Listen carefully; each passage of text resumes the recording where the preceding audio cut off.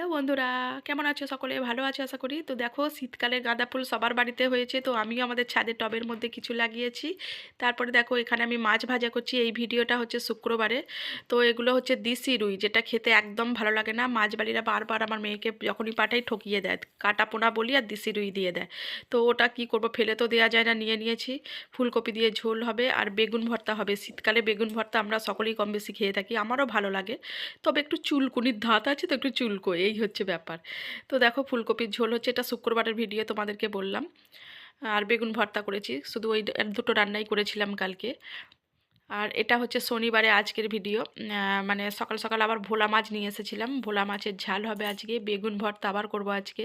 আর এখানে বাঁধাকপি করছি, মটরশুঁটি আলু দিয়ে মানে বাঁধাকপির একটা তরকারি হবে, পালং শাকের চচ্চড়ি হবে, দেখতে পেয়েছো। আর রান্না আমার হয়ে গেছে।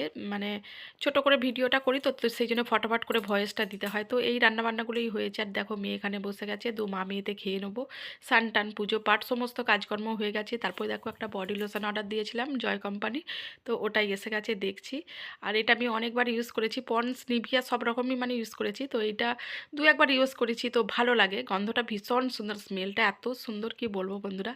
তো খোলার চেষ্টা করছি, পাচ্ছিলাম না, মেয়েকে আবার ডাকলাম, মেয়ে এসে খুলে দিল।